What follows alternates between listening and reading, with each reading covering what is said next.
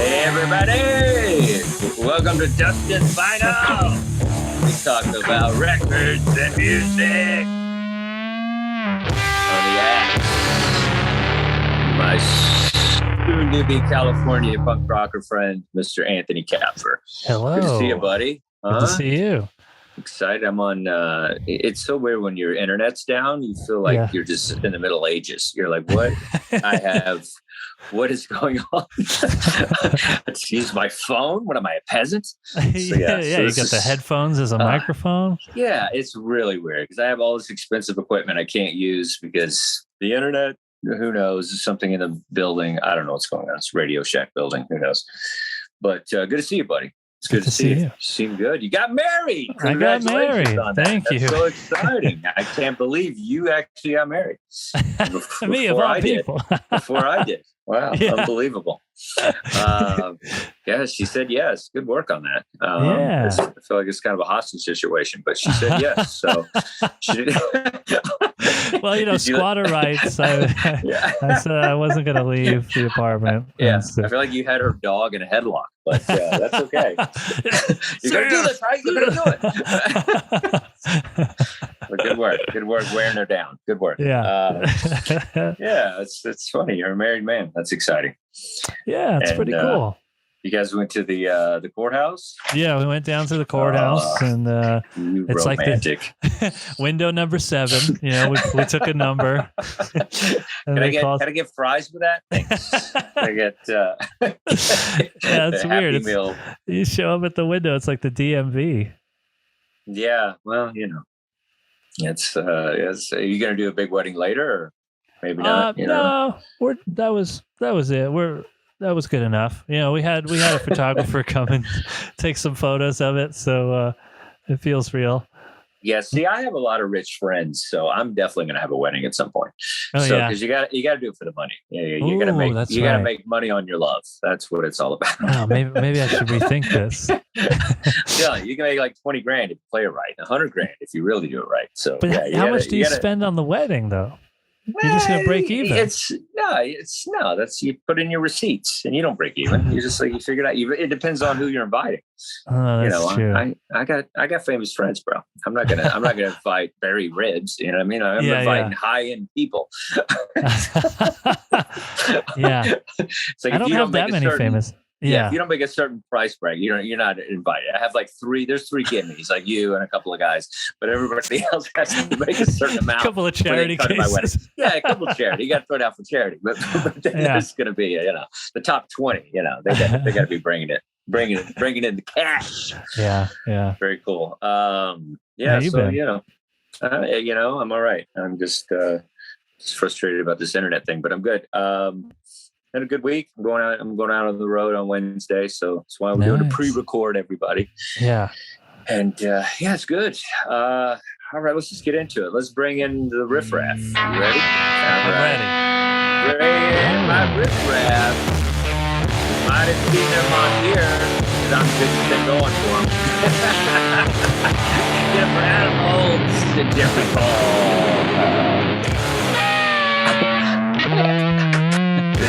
Anthony got Wendy pregnant, and man, that was all she wrote. He's not pregnant. Anthony knows better. He's not passing on his DNA. There's no way. Way. He knows better. He's not doing that to a kid. Me. Yeah, me too. I don't think, some people, it's like, I'm good. I'd either have a serial killer or a genius, but probably a serial killer. So I'm going to tap out. I don't think anybody wants to have kids. Jeff really didn't want to have kids. He married up like you. So you got to do something. You got to have an exit plan. we're all artists. We're trying to figure it out. Very cool. Adam, you think you'll have kids? Marriage? I don't know. You know what? I was actually thinking of it right before the pandemic hit, and then I saw all my friends struggling with their kids, and it just, it doesn't. I don't know. It doesn't seem like the right time. Yeah, you can't watch as much porn when you have kids. Right. There's a lot of, that's the main reason. Yeah. A lot of downsides. Did you get a dog, though? Didn't you get a dog in the pandemic? I got a dog right before. Oh, it was like a year before the pandemic. Yeah. Little pit bull. Yep. Oh, okay. Just checking. Make sure you didn't like sell it on eBay or something. Oh no. trade it for some Joan Jett vinyl or something. Let's do some random pulls, shall we? Let's see. Random pulls. Since we're doing comedy month, I don't know if you can see it because I have a tiny screen on my phone here. I've wanted this album for a while. I found it on the road. This is a really good Dick Gregory album. This is Frankenstein. This is it's a double LP. It's got a nice little thing there. It's like Frankenstein face. Yeah. The big centerfold of Frankenstein. His green penis. I'm kidding. So yeah, this is good. I love Dick Gregory. A lot of people don't mention him as much as they should. It's always, they always skip. They always go Lenny Bruce and then they go to like, Bill Hicks or whatever. It's like, there's a lot in between. And Dick Gregory was actually a little bit before Lenny Bruce, and he was around the days of Mort Saul and stuff. And so he was a guy that's taken risks. His interesting story, we talked about him before. We covered an album on here, and I love Dick Gregory. This is a cool album. I love all the stuff that he's talking about in this. It's like checking out whites. Riots, Patriots, David Eisenhower. There's some history when you listen to the old comedy albums. You're like, oh, that happened. And it's like Black Power, which, we all love that from Dick Gregory. Money, Chicago Trial, the Black Panthers, Chicago Trial of the Black Panthers, and Sugar Bear and all that stuff. This is recorded at the Bronx Community College. Ooh. In Bronx, New York. That's where I'm from. March 20th, 1970. So this is it's great to if you're into Dick Gregory, this is a cool album.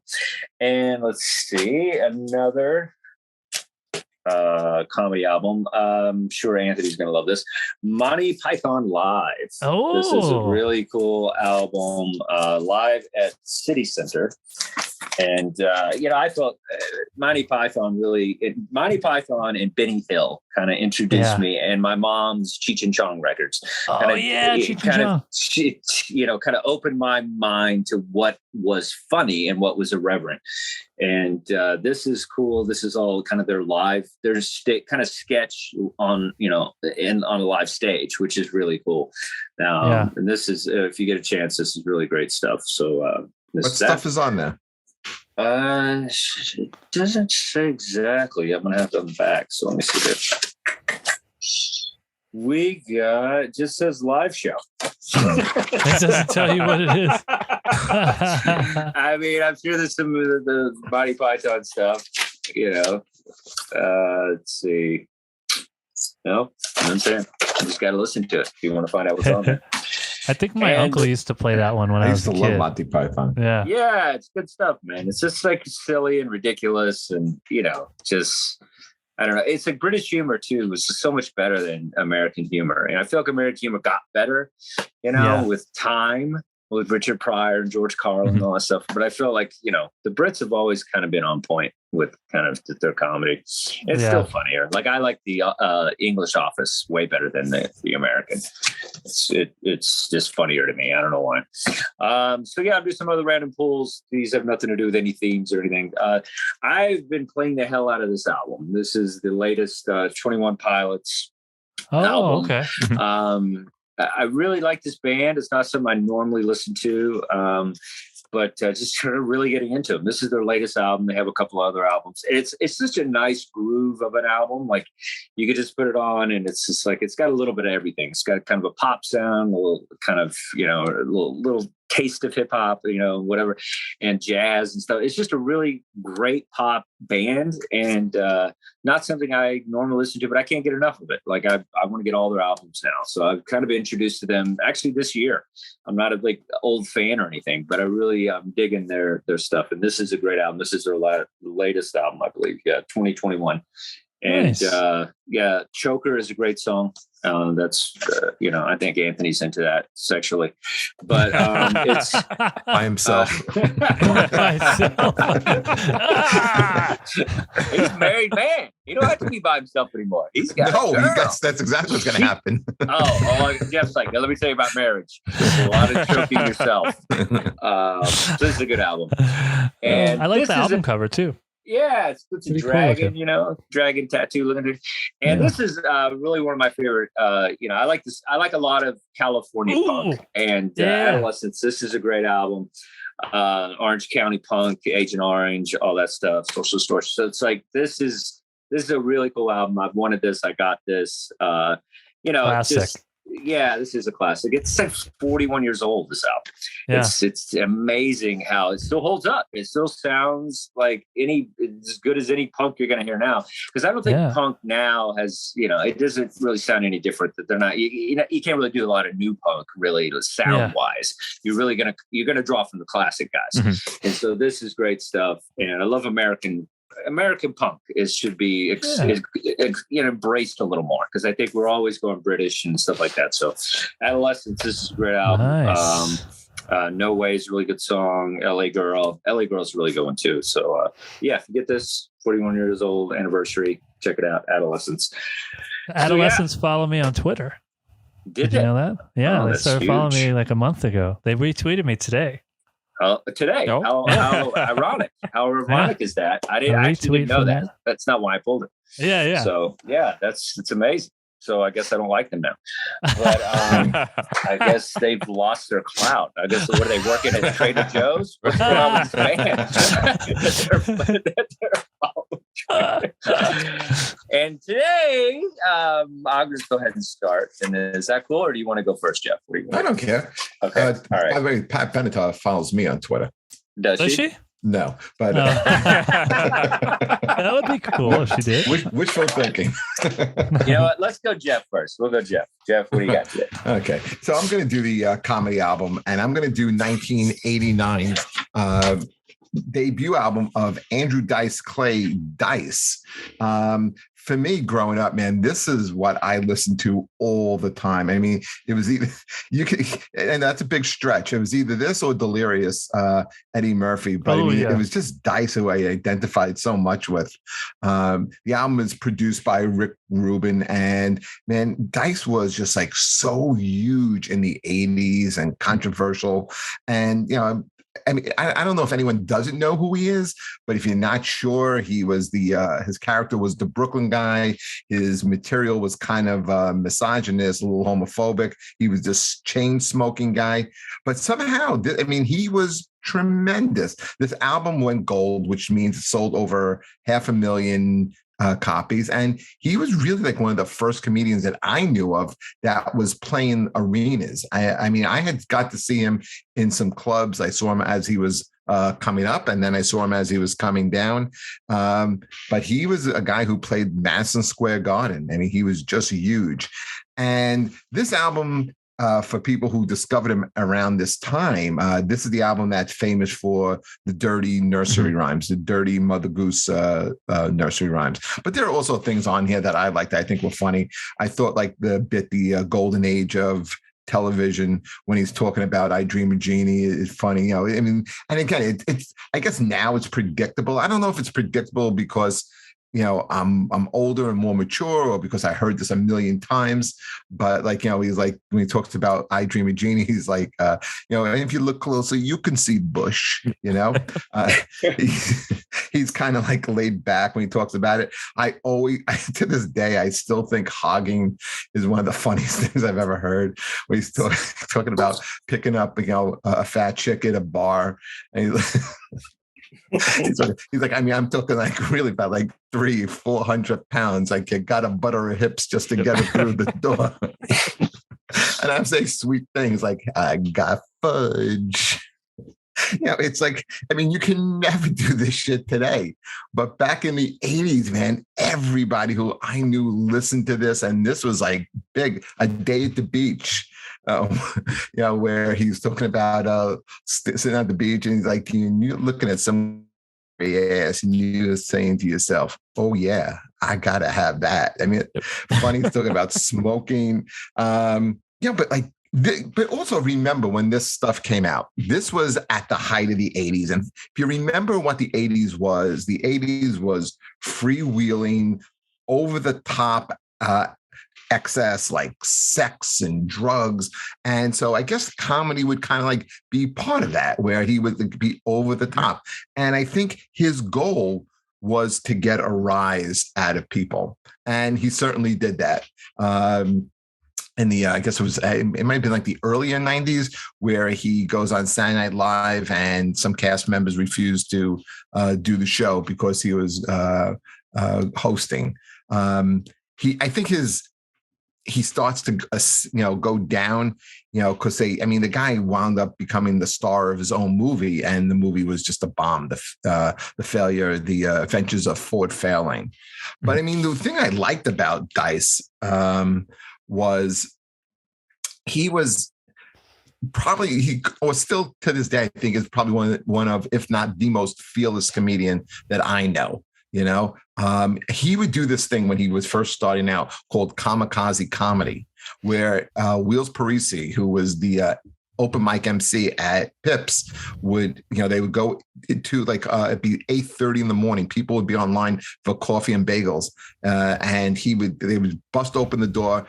Wheels would introduce Dice, and he'd just start doing comedy while people were online getting their coffee and bagels. That is really that is guts. And when you talk to comedians like Florentine, who knew him pretty well, he would say they'd be in a car and they'd just be riffing about something. And that night he'd go on stage and just do it as regular material. So I kind of always admired that, that fearlessness, like he didn't care attitude. And I think that kind of comes out in his follow-up album to this, The Day the Music, or The Day the Comedy Died. Is that what, or The Laughter Died? I think is what that second album was called. Yeah. Was that the follow-up, or was that later? I thought that was later. I thought he had exploded albums like just Dice and all this stuff. Know. I think he came out with specials, but I don't think he came out with anything that was recorded. When he came out with something that was recorded, it was those two albums. I think they were two albums, and they were both basically him doing keeping the tape deck running and just doing a set and with no staged audience, that was the set was the set. But so this is it. I'm curious to hear what you guys have to think about this. Good. Yay! Thank you, Jeff. I knew you. What are the odds of you liking Dice Clay? You don't think that's a stretch? It's like Anthony, liking Anthony, liking the Decemberists. Yeah. Come on. Andy Kaufman. Yeah. I have this album. This is it's a pretty rare album, actually. It's worth a little bit of cash. This is original pressing, so it's kind of cool. Nice. Wow, nice. That's nice. Yeah, it's a Rick Rubin, production, which is always cool. I have mixed feelings about Dice. I feel like he either kind of took comedy to another level, or he ruined comedy. So I'm always in the middle of how I feel about him. I feel like, this is everything that he does. And I feel like after this album, it's pretty much this for the most part. I feel like I was more of a Kinison guy for the most part. I feel Kinison took it to kind of, even though he was a character of himself and he was screaming and stuff, I felt it did feel a little more soulful. Whereas I feel, Dice was a John Travolta impressionist. That's kind of how he started. Like he was just doing John Travolta on stage and Fonzie and stuff. And then he was doing all impressions. He did all impressions before he did his act, before he ended up being the Dice Man. It was all like, you did Bobby Burrito. He was basically, just an Italian cut A guy, and he would just make fun of that. On it. Hey, sit on it. It was like all that stuff. He was an impressionist. And so was, Lenny Bruce, and, a lot of people start out kind of whatever. And then he found this thing. And, I think he perfected it. I think Dennis Miller said it best, where Andrew Dice Clay was Fonzie with Tourette's. And so it was like the same. And when he came out, it was electric. It was him and Ginnison. Those were the two guys that were doing this thing. He came out before Kinnison, right? Around the same time, because Kinnison was in Texas doing comedy. I think he might have popped before Kinnison, but Kinnison was definitely, they kind of did the comedian special, the young comedian special on Dangerfields. They both popped them at the same time. So I think it was around the same. Yeah, I don't know if it was the same special, but I think it was like they both did them. And when they both did those and then they popped. So it was definitely the same, maybe year time span. It definitely wasn't long. And then those two became instant rivals because it was either a Kinnison guy or you were a Dice guy. And there's a special where Kinnison's on stage and he's doing something, and he used to do after a while the drugs really got the best of Kinnison, but he had this thing where he would have a phone on stage and then someone would come up from the audience and call their ex-girlfriend. And then he would just yell at him, and you whore. And one guy is running up to do that, and he has a Dice shirt on. And then Kinnison makes him take the Dice shirt off. And like the guy's like, take that fucking shirt off. And the guy takes the shirt off. He's just sitting there with his tits out. He's like, okay, let me call my ex. And so it's just a really funny thing. But yeah, I mean, there's a lot of controversy with Dice. There's a lot of backroom, green room talk about Dice Clay, that he took Otto and George's nursery rhyme bits and basically saw them and stole them. And so there's a lot of kind of stuff that happens with that. Otto and George, if you don't know, was kind of the dirty ventriloquist puppet and basically was Dice on steroids. And so people are saying that he took kind of that energy from the puppet and, basically made it his own. And so it's, there's a lot of controversy. I do like Dice as a showman. I think Dice was like, there's nobody that could engage that kind of persona that he really just kind of crushed this thing that was happening in the 80s and taking it to another level. And, but I think what ruined him, I don't think it was Ford Fairlane, that movie. What I think ruined Dice Clay is when he cried on Arsenio Hall. And he was basically apologizing for being a misogynist. And I love women. I'm so sorry. And I felt like his fan base was like, what? What are you doing? And so I think that's what killed Dice for many years was he didn't own who he was in that moment. He should have just been like, I don't give a shit. This jokes. What's wrong with you? Instead, he just broke down and cried on national television. I think that's what ruined him. Very Billy Squire-ish. Yeah. Did Billy Squire cry on TV? He just made a weird video.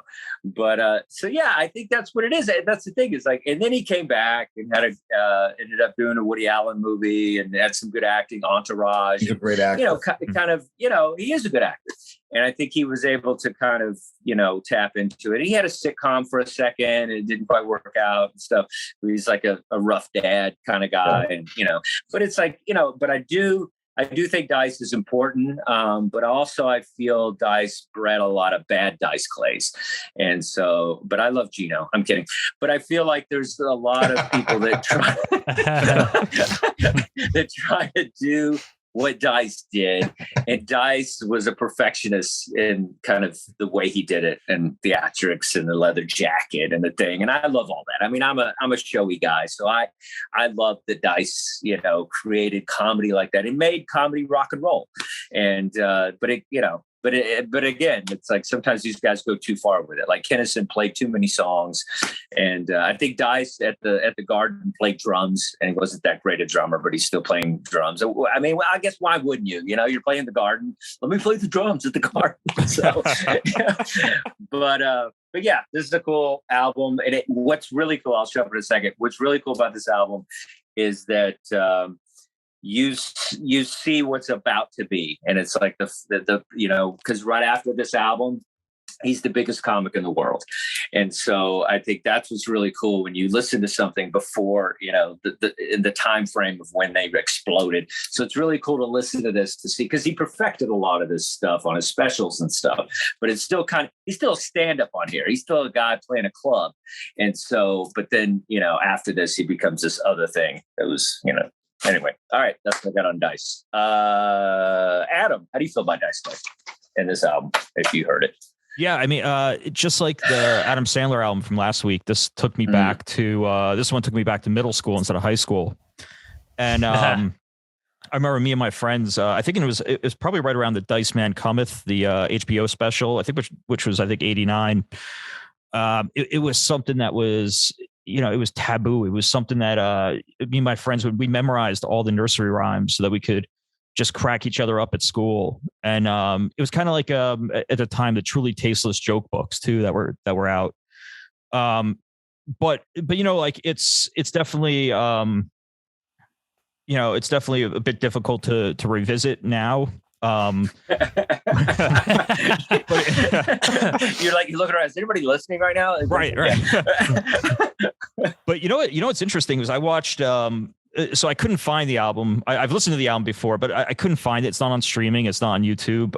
But I listened to I watched the One Night with Dice special from '87, so right before this, and then the Dice Man Cometh, which was just right after this. And so it's pretty much all the same material. Yeah. But One Night with Dice, you're talking about Travolta, about his kind of Travolta meets Fonzie kind of personality with the leather jacket and everything, and he really plays that up in One Night with Dice. But it starts so cringy too because he comes out to a rap song. Like he just raps. It's he raps. He raps. Oh, no. Yeah, he raps to start it out. Everybody rapped in the '80s. Oh yeah, yeah. Not everybody. All white. George Carlin didn't rap. Right. That's true. Carlin did. But this one, I mean, it's so bad. It reminded me of that Black 47. I forget the song of Black 47 where they rapped. It was bad. But so One Night with Dice was more of a stand-up special. Dice Man Cometh felt more like a rock show. I mean, you see people in the audience just pumping their fists. They're reciting every single one of his dirty nursery rhymes. They're just yelling every single line back at him. But it's amazing. It's just amazing to see that energy and to see, you know, it definitely was something that was different. I mean, and like you said before, it was just him and Kinnison that were really had that kind of rock star vibe around that time. Yeah. And I think what happened too is there was, you know, a lot of us, you know, grew up in kind of this like, you know, Christian, you know, family atmosphere where, you know, everything was kind of, you know, Jesus, this and that. And then these guys come out and it's like, you know, it was, you didn't heard anything like this before. You weren't, you know, if like you know, they weren't playing into this cable. It was just beginning. And so, you know, it was like, it was kind of an explosion for people to kind of like be bad and like hear bad things. And, you know, and just like, it was just outrageous. And I think it's like, that was what's exciting about it. You know, Anthony, what do you think? The dice. You're very similar to Dice Clay. Oh, me, yeah. Hey, well, I grew up in the Bronx, you know, and in Brooklyn, like, you know, Canarsie and Bensonhurst and stuff. So this is just, yeah. And you guys are finally finding this out about each other. Anyway, you know, mid to late '80s and '90s and stuff like that. So, you know, everybody was the Dice Man in those neighborhoods. So it's true.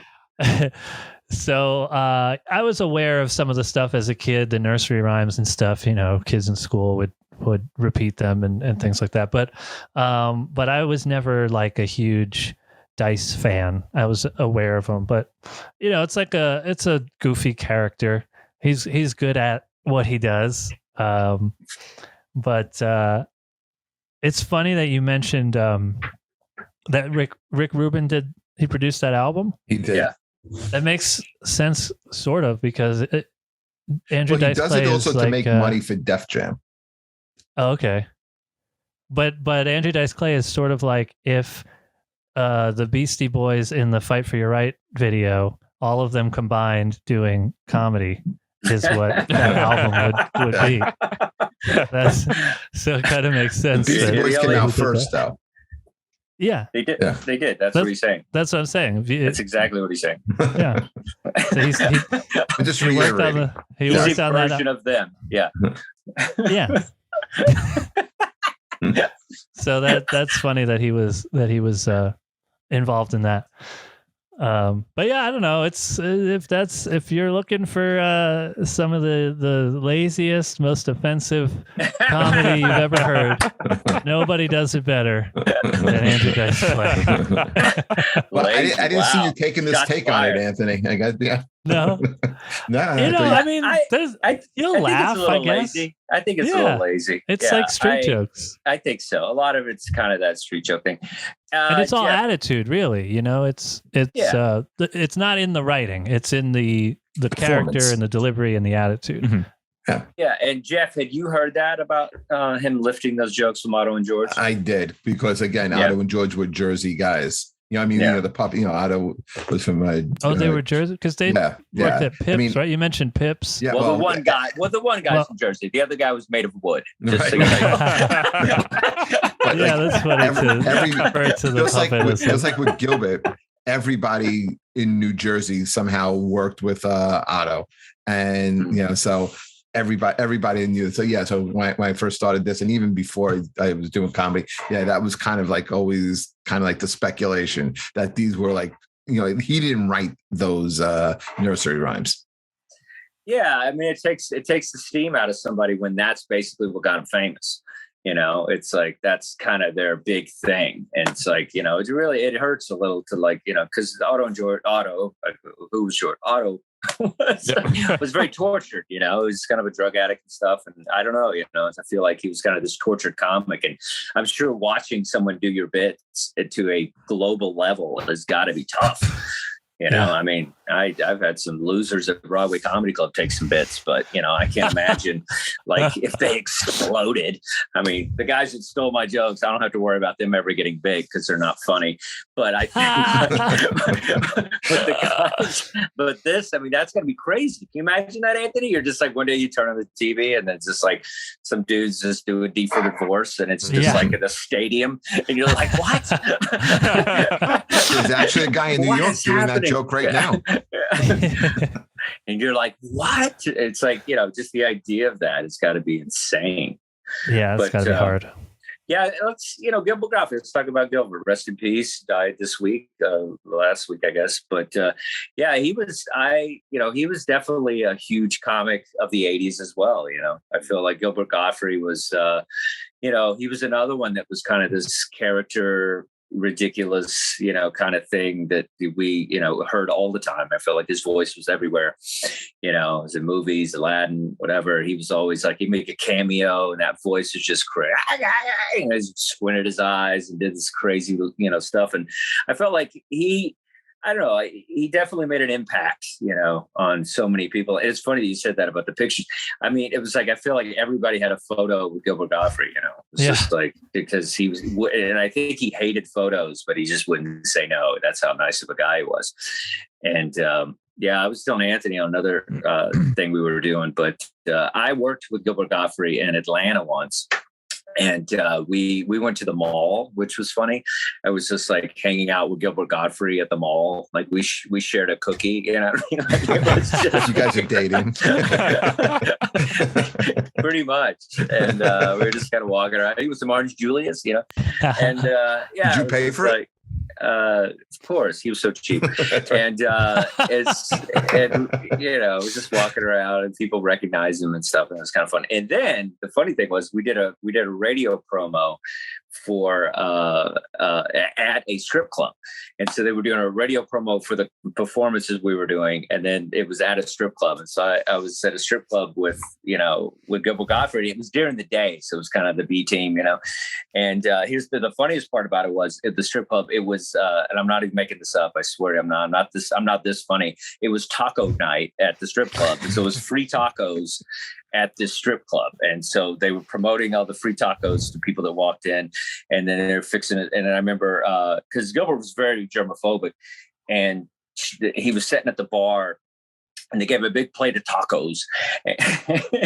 And then this dancer straddles she's basically on top of his meal, just like grinding down above his tacos, and the look of mixed emotions in Gilbert Godfrey. Like you can tell he's excited, but he's disgusted. He's excited, but he's disgusted, and he's just kind of like, "What do I do?" It was just like a ridiculous, funny moment that I got to share with him. But anyway, he was great. So rest in peace, Gilbert.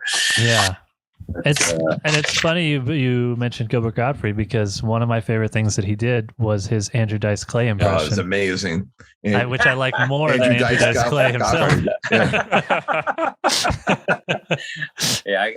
What was that, like at a roast or something? I got to check that out. No, he did on this his on special. Stern. He did it on one of his specials, I think, too. It was some TV thing. He started on Stern doing that when they were both in the studio at the same time. Oh, really? Oh, yeah, great. it was amazing. So funny. Yeah, I definitely want to check that out. All right, very cool. So, last week I heard you guys. How did it go last week with the Anthony picking? Which album did you pick, Anthony? I can't remember the name. Neutral Milk Hotel, In the Airplane Over the Sea, and wow. Jeff used a slur. Right. He hated it so much he called us a slur for liking the album. One of Dice Clay's favorite words. Yeah. Really? Yeah. What did Jay say? Did Jay get... I don't know if anyone said anything. Yeah, nobody said anything. Yeah, don't do don't do that, Jeff. All right, don't be calling people on the show. Okay, that's how much he hated. I only said it because I meant it.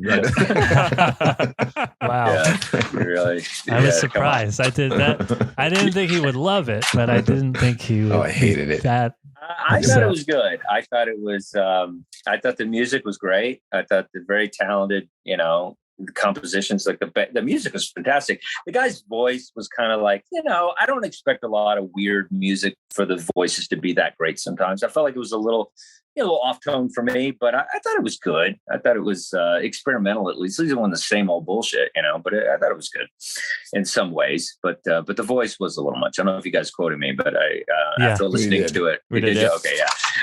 Well, the Adam Sandler thing was like weird. It's like, and I was thinking about Anthony a lot during it because he does, the songs and stuff. And how did you like that album, Anthony? The Adam Sandler, They're All Gonna Laugh at You. I really, so this one I didn't love, but I liked the one after it. What is it called? What the hell happened to whatever it is? The Hanukkah song and Steve Polychronopoulos. And I grew up with that one, like, 6th grade or something. I got that one. And I was surprised by how much it was hard, by how hard it was to listen to some of this stuff, especially because the last Adam Sandler special I loved, the one that came out in like 2018. I thought his songs were very funny, and so it was. I expected to like that album a little more. That first one. Well, the sketches were rough. The sketches were. Probably the most unfunniest sketches I've ever heard in my life. There's nothing funny about any of them. Not even a little bit. It's like, it was basically, I'm peeing for a long time. He's fat. He can't get up the stairs. It was just like, the most annoying sounds he could make with his voice. I was going, no. It was just, it's phenomenal. After you listen to it, you're like, how did this guy get so huge? Yeah. I was actually insulted as a musical comedian after listening to it. It was like, well, the music stuff was okay. Like, because the reason I liked the music stuff was like, because one thing I was just, I was listening and I was thinking of you. It was because, he's really enjoying himself when he's doing the song. Yeah. And one critique I would say to you is like, enjoy yourself a little bit, like Adam Sandler, because I think people, like, he's really enjoying himself. It's like, we get on stage and we're just like straight faced and we do stuff. And I think that's what saved him with those songs. It was, he's just silly and he's laughing and he's just like, he's having a good time. And he's, it's like, and he's just ridiculous. The songs I didn't mind. But the sketches just drove me crazy. I was just like, oh my God, you have David Spade, you have people from Saturday Night Live involved in this, and this is what you're coming up with. So I like the buddy one. Hey buddy, that was kind of funny. Hey buddy, hey dude, hey homie. Yeah, that wasn't bad. yeah, I'm glad you guys let me talk about it because I wanted to talk to you about it because I just felt like, because I was listening in the car and I was almost crashed the car a couple times. It's so bad. I was just like, what? This guy's like a billionaire too. But it goes to show you, if you just aim for 12-year-old boys, you can make a lot of money. So, and I think that's why Dice made money too. I think it's like, and guys like Jeff. But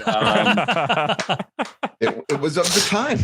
It was of the time. Did you wear the backwards hat today because of Dice? No, because I've been running around. I've been running around since like 9:30. No, but he looks.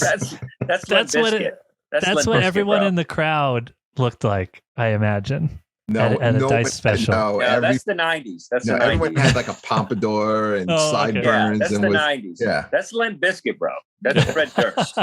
He ruined music as well. There's a great documentary, Woodstock '99. If you guys get a chance. Oh yeah, that was good. Yeah, that is good. It's great. You guys saw it. That's great. Yeah. We'll talk about that sometime because I feel like that was. I mean, it's just ridiculous. Because I feel as performers we have a little bit of responsibility, and like he just made it worse. It's like, tear it down, and that people freaking out. Cool. All right. So let's get into this. I think we all have guilty pleasures. And mine was to try to find an album that Anthony would not like. And which I think is a funny concept we're doing here.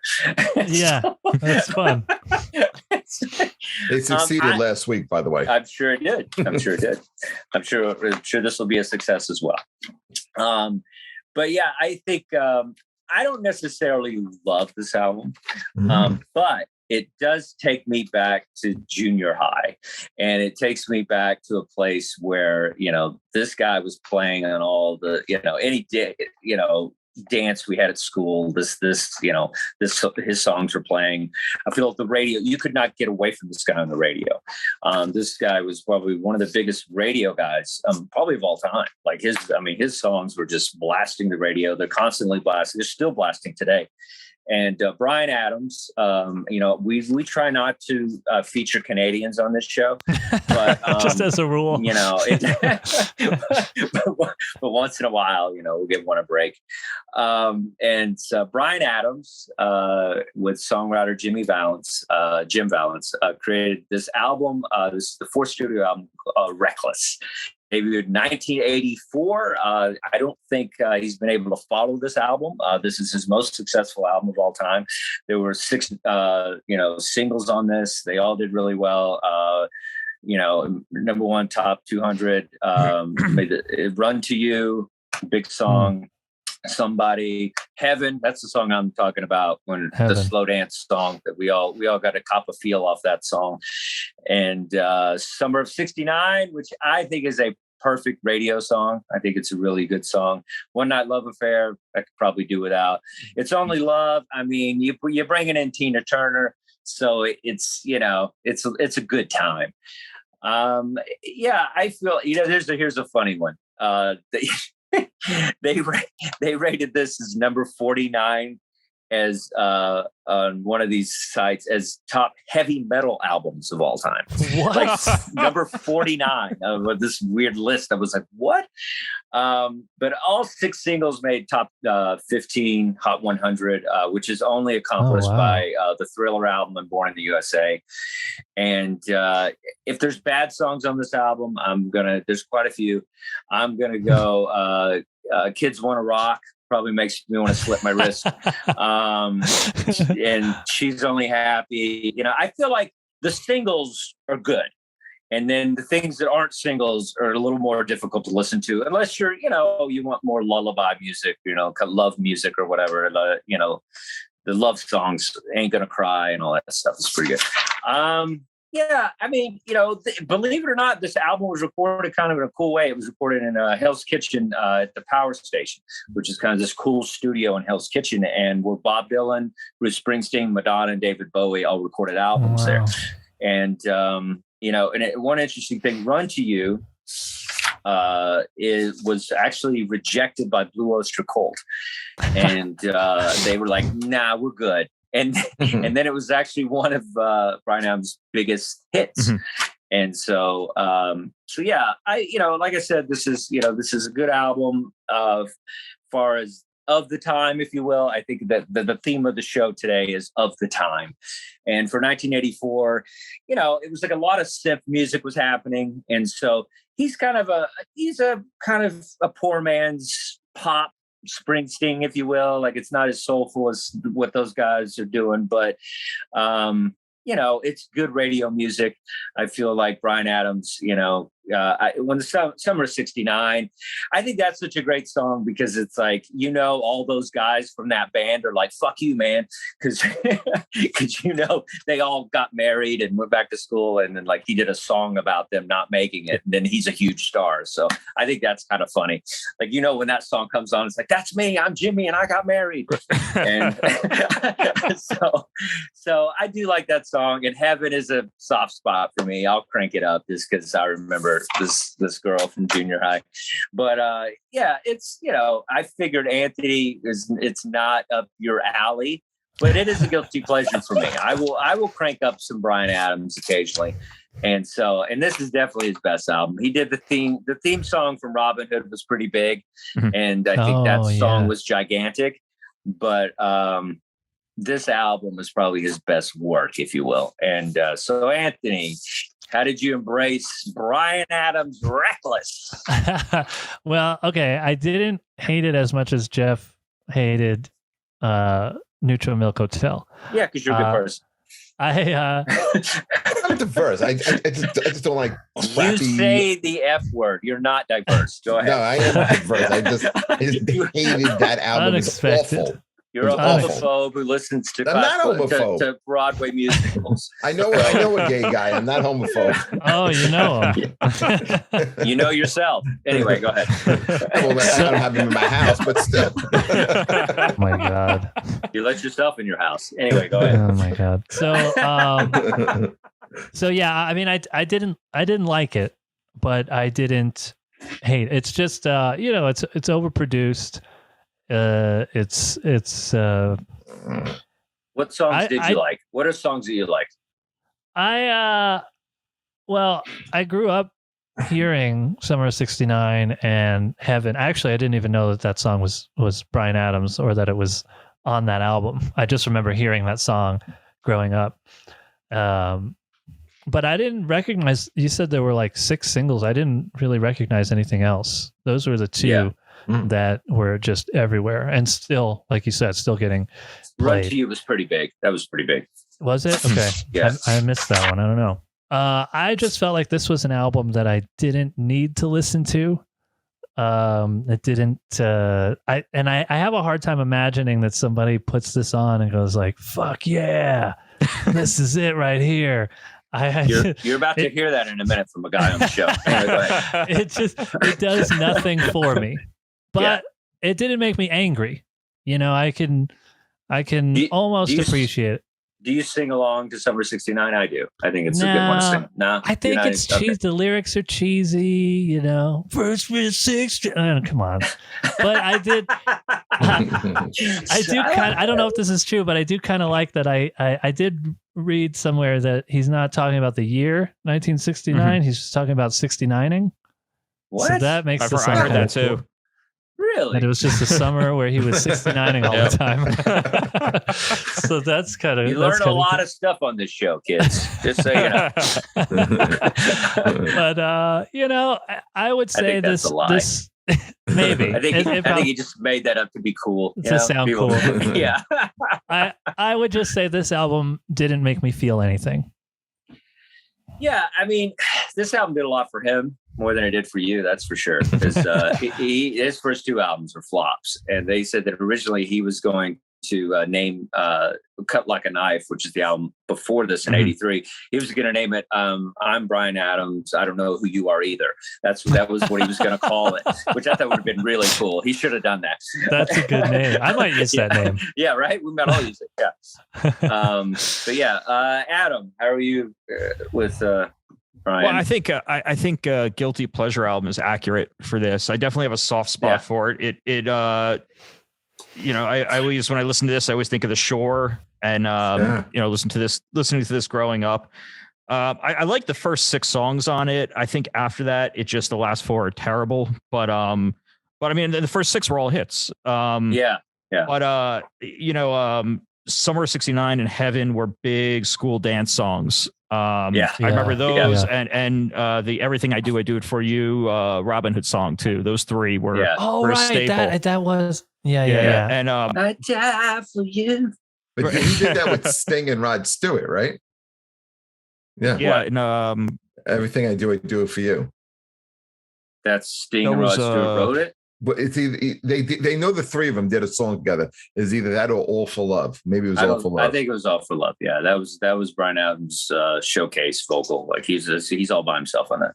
Yeah, I mean, you got some talented people with it. I mean, Tina Turner being on your album is pretty cool. That is cool, but the song is sort of forgettable. You know, you get Tina Turner, and it's like it's not even that catchy. Oh my God. But she does a great job on the song. Well, it's Tina Turner. She's very pop radio as well. So, she's great, but some of that 80s stuff is just, it's radio music.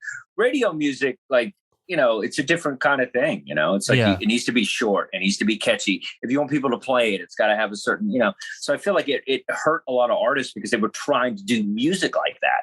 Like I'm sure Bryan Adams could jam, as good as probably any punk band. He's a talented guy. So it's like, I always would love to see radio people just not worry about trying to get on the radio, and probably be better music. That song had 2 of the biggest stars of the 80s, Bryan Adams, Tina Turner with Private Dancer. I mean, and then they team up for this. I thought that song was great. Yeah, and they toured together. Yeah. So that was great. Oh, they did. Yeah. So I think that's what exploded Bryan Adams. Yeah, so Everything I Do It For You is just Bryan Adams. Okay. But I thought the best song on this album though is "Run to You," and with maybe Summer '69 is Springsteen light, but "Run to You" has that darker edge to it. It felt like Springsteen's "I'm on Fire," or even it could have been a song on a Joe Jackson "Stepping Out." It seemed to fit that area. I don't know if I'd go that far. I mean, that's a great album. But that is a great album. Those recent Blue Colt turned it down. So yeah. They had to release "Burning for You" Part 2. Yes, exactly.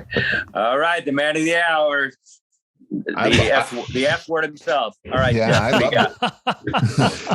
to use the I word for Anthony. But this is a great album. I don't know what the hell you're talking about, man. Calling people names. It's like he has every right, and I like it. No, he doesn't. I don't have a right. You don't have that. Well, here's the thing. You're right about it being overproduced, but the reason why it's overproduced is produced by Bob Clearmountain, who was, I remember around this time, I was, I had the record store and I was getting into sending out my resume, trying to get into record companies. I remember Bob Clearmountain was considered at that time maybe the biggest pop producer on the planet. He had done Bon Jovi and Springsteen, and he worked with everybody. So for him to produce out this album, it was.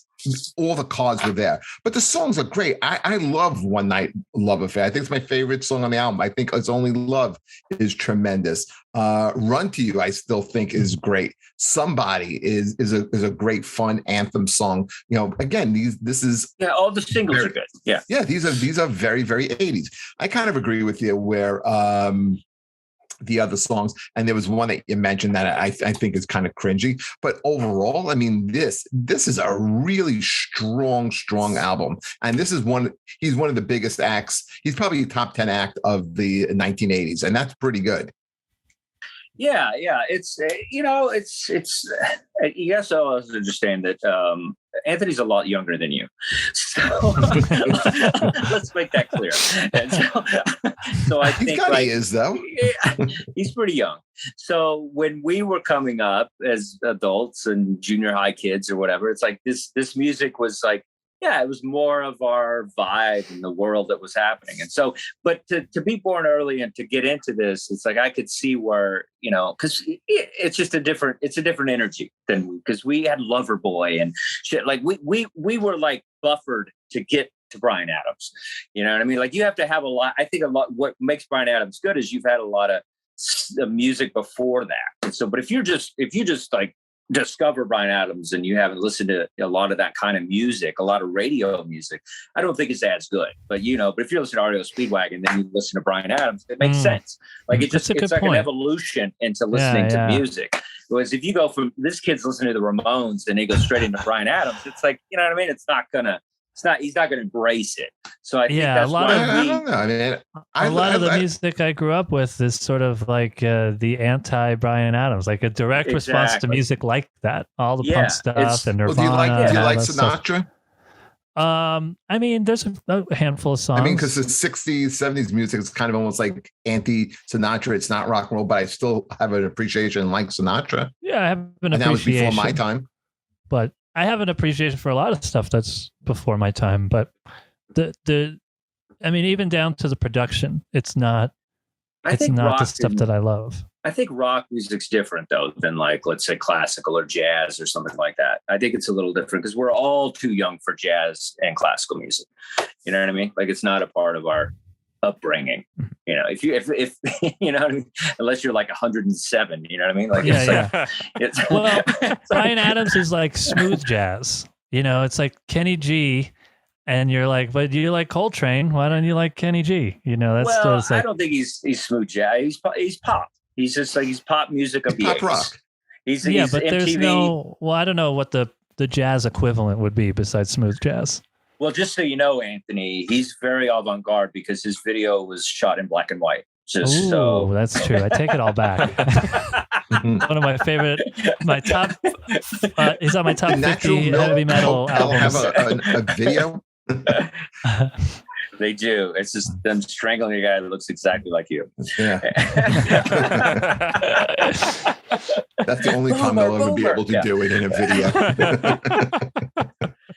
Yeah, I mean, but like I said, I'm not trying to be cool here and act like I don't like Bryan Adams. I do like the songs, the Ford hits I like, Gotcha. and I like the the Robin Hood song and stuff. But it's but like I said, it taps into kind of this period of my life. It's not necessarily where I'm at now, but I can appreciate it on the radio. I can appreciate it when it comes on. I'm not going to go out of my way to really listen to it, but it's good. And he did great. And talk about perseverance. Like he's a guy that could have totally just fizzled out.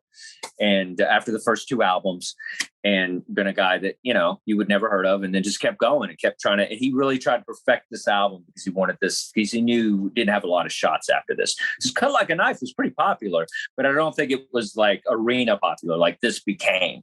And and I think he's also a product of MTV. I think MTV exploded him into this stardom as well, because it's like those videos were on the loop, man. And so, I think that's also part of it.